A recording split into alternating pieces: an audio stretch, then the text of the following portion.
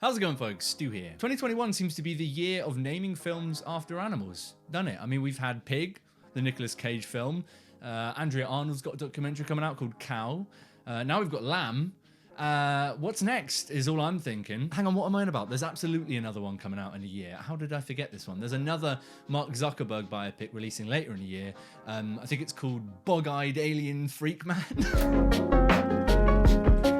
So Lamb is an Icelandic sort of, I don't know what to call this thing, a drama, a thriller? It's got many genres, this thing, I don't know where to place it. I missed it at the London Film Festival due to some absolutely horrific clashes on one of the days, but thankfully my good friends and the lovely folks over at Mubi helped a brother out, so I managed to catch it, and I was suitably fascinated by this film. I really liked Lamb. I thought it was a really great time, but very peculiar. So the basic premise of this one is one which I'm not sure how to explain or how far to go into in a review for you guys. I appreciate that the trailer's out there and it does show you the concept of this film, but I'm going to keep it short and sweet for the purpose of helping you to go in as blind as possible if you haven't watched that trailer. It's essentially about a couple living in the middle of nowhere in Iceland who farm sheep, and they happen to welcome a new child into their lives, and the child is a lamb.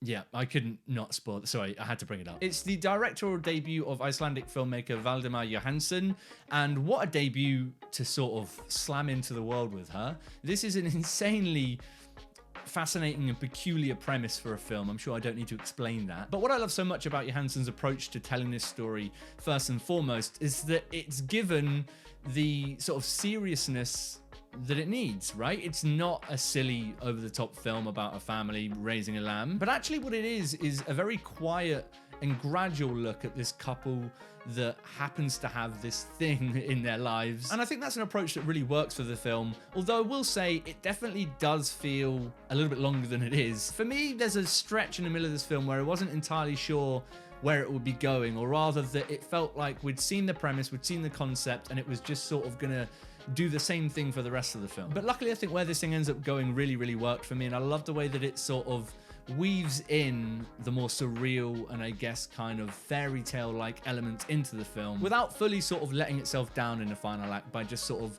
disposing of all of the really slow, quiet stuff it had been doing previously. And I really loved Johansson's way of sort of suggesting everything about this film to the audience rather than telling it to us. A result of that is that no doubt I think audiences are going to watch this and be like, okay, so what was that all about? But I love the way that all of the pieces do feel like they're there, and you can pick up on all of the character relationships in the film without needing a scene that's like, that's what this is. There's a brilliant scene towards the beginning of the film where it reveals something about this couple's past in just one line in a conversation about time travel. The film is not about time travel even slightly, but one line about it reveals so much about what this couple's gone through, and that scene was such a fantastic indicator of how the rest of this film is going to go about its storyline and go about its screenplay. I think it rides a really satisfying level of ambiguity throughout this thing, though I'm not going to be surprised if people find it to be a little bit too much. And I found it to pull out some really interesting things. I mean, maybe it's just the vegan in me talking and coming through, but I really like the way that this film ends up looking at our relationship with nature and animals and the environment. It really felt very strongly for me about the way we take things from nature and just sort of expect it as our own. And that theme ended up being enough for me to really latch onto, but I think it ultimately depends where you are as a viewer in this film and what you're able to latch onto for how much enjoyment you're able to get out of it. I really like performances in the film as well, and not really in a sense that it's like, wow, that's a big stand-up performance in the year for me, but more in a sense that the performances really do serve this film very well. They're very quiet and restrained, and actually there's not a whole lot of dialogue in there, but you do, in much the same way the screenplay suggests things, get suggestions of what these characters have been through and their relationships, and I think the performances work really well to bring those out.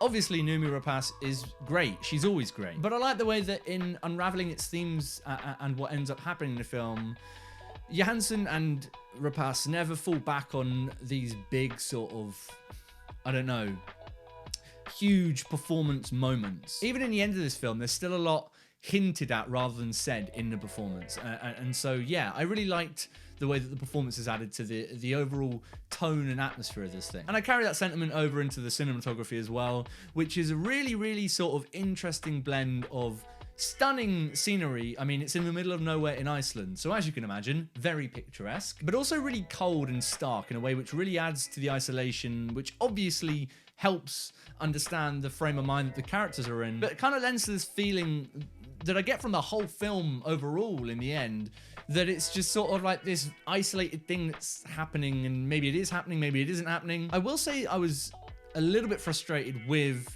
some of the effects work in here, and I think it's going to be the most obvious criticism of the film, and it feels a little bit annoying to bring up the film because obviously it's a low budget film, so it's difficult to make realistic looking animals even if you've got a big budget. So on a low budget, I mean, in many ways maybe this film's done better than it could have, but there are definitely scenes where I was like, that is very much not real even slightly, and I am completely sucked out of that moment. Thankfully it sort of holds off on too many big visual effects shots, and actually when you do see Ada the lamb through most of the film, it's done in big wide shots, or at least she's sort of covered up or doing things which mean that you don't get too much of a glimpse at the problems in the visual effects. But there are also scenes where I'm like, that was really impressive visual effects and that looks very good, although I'd be interested to see how many of those shots are either full VFX shots or a comping of an actual shot of a sheep and an actual shot of a child. It wouldn't surprise me if the ones where it's comping rather than full VFX are those ones which I found to be much more effective in the film. But honestly, I feel like the atmosphere and the tone that Jóhannsson's able to create in the screenplay and direction, but also from the performances,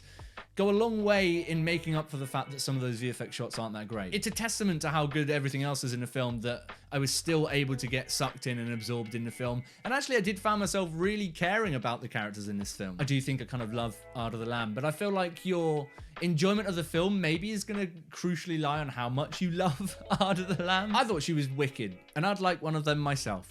Maybe not, actually. So yeah, at the end of the day, I had a really good time with Lamb. I found it to be one of the most interesting and intriguing films of the year.